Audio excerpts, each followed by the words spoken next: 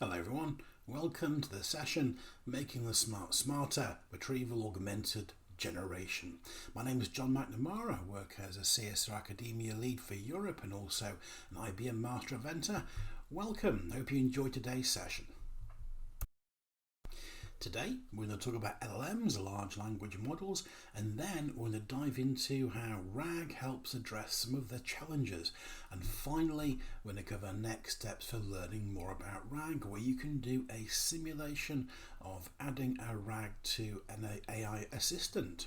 So let's get started by giving some quick context around large language models. Now, we can't really talk about Retrieval Augmented Generation or RAG without talking about LLMs or large language models. So what exactly is a large language model? These are essentially smart tools designed to understand and work with text. They learn from massive amounts of data like countless books and articles and conversations. Think of them as being built upon a base recipe called the foundation model. This helps them pick out natural language patterns. Now, LLMs are trained on vast amounts of this data, often gigabytes, which is about 178 million words, and they can even go as far as petabytes, and that's about 1 million gigabytes. The core process involves training the model to predict the next correct word to generate an answer, and practicing until it gets it right. This training uses something called transformer-based architecture, which helps it understand the context of words. Now, these models, like those powering ChatGPT systems, which you've most likely used in LLM if you've used ChatGPT, are really useful, but they are not always perfect. Now, maybe you've noticed that when you've used ChatGPT, sometimes the answers aren't always right. Now, one reason for this could be that the LLM was based upon out-of-date data or information. Now, of course, this can happen to anyone, not just LLMs, and maybe a good example is what happened to me many years ago when my daughters were very young. I remember my youngest daughter, Maeve, asked me the question, "What's your favourite dinosaur?" And I said, "Well, it's the Tyrannosaurus Rex." And she then said, "Well, what does that look like?" And so I remember back to being at school and all the films I'd seen about dinosaurs, and I said, "Well, they're very large, they've got a big mouthful of teeth, they've got very large legs but tiny arms, and they're very scaly." Now, of course, that may not actually be correct. If instead I decided to do what I probably should have done, which was, when answering that question, have a look at the National History Museum website on dinosaurs and find out exactly what a Tyrannosaurus Rex looks like, I would have noticed that in fact there's an awful lot of research which suggests that Tyrannosaurus Rexes had feathers. Now, this is very similar to how LLMs can work. LLMs can often be based on out-of-date information when you see an incorrect response that doesn't look quite right. And similar to what I did, which was to give a very confident response based on what I thought a Tyrannosaurus Rex looked like, they can also confidently give an answer that does sound like it's totally sure, but may well be wrong, because the LLM was trained on data which is old news. Now, just like I should have checked with a valid up-to-date source on dinosaurs like the National History Museum, we may need a way to help LLMs access current and reliable information.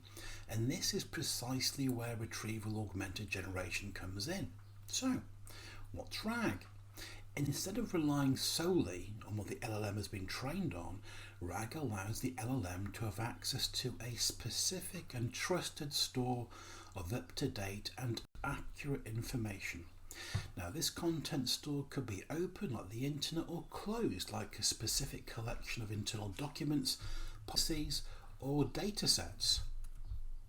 Well, how does RAG make LLM smarter?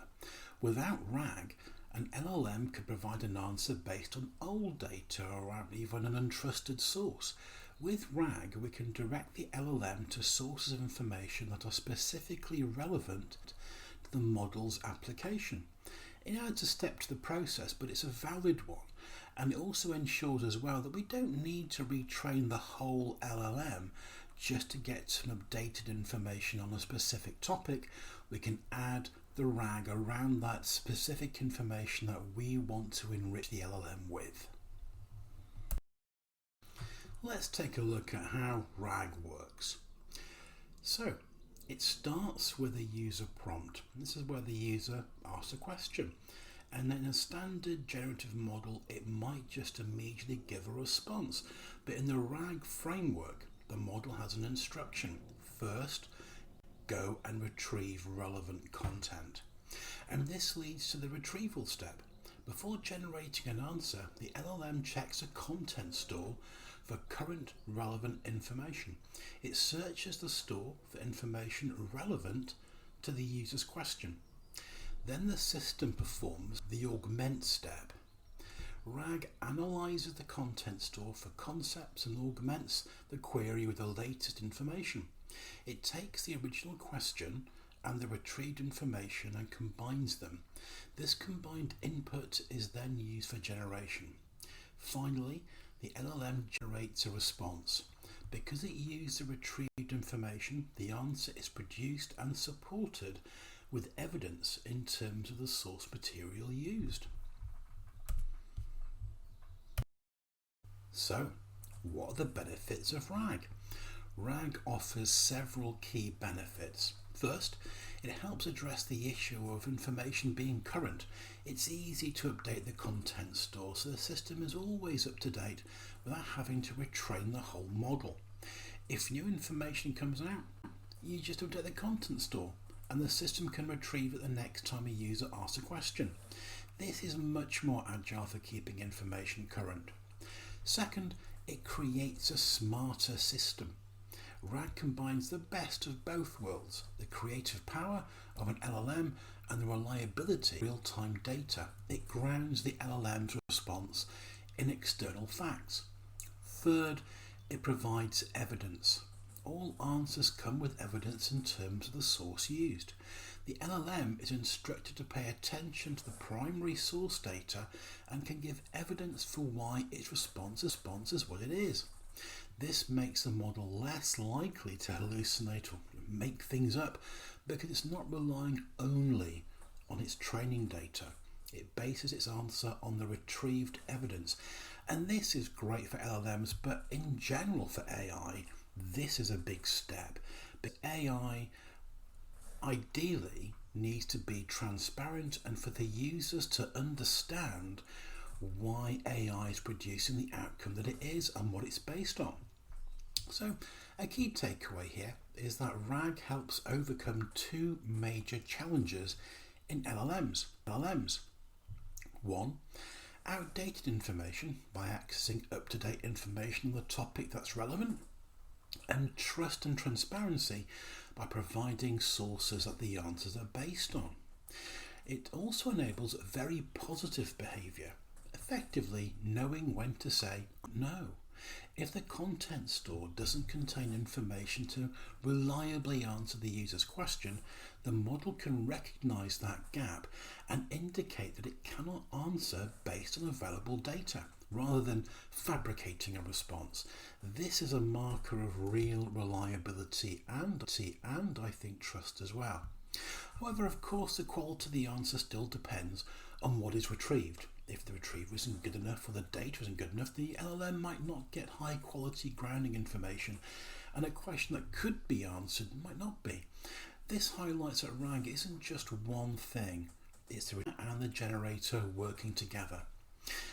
This is why it's ongoing work, including at places like IBM Research, focusing on providing both the retriever to provide the best quality data and the generative part to produce the richest and best possible answer. Okay, so where do we go next? Well, we've spoken a lot about LLMs and a lot about RAG. Now, it's time to get your hands on a simulated system where you're going to be creating your own RAG and you're going to be linking it into a model. So click on the image on the slide or just snap the QR code. You have your phone with you, register, and you can open the course and work through it. And of course, don't forget your academic innovation with IBM certificate.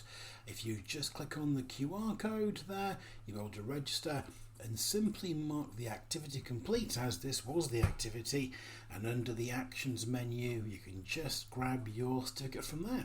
I hope you've enjoyed the session and found it useful. All the very best, and good luck with the challenge.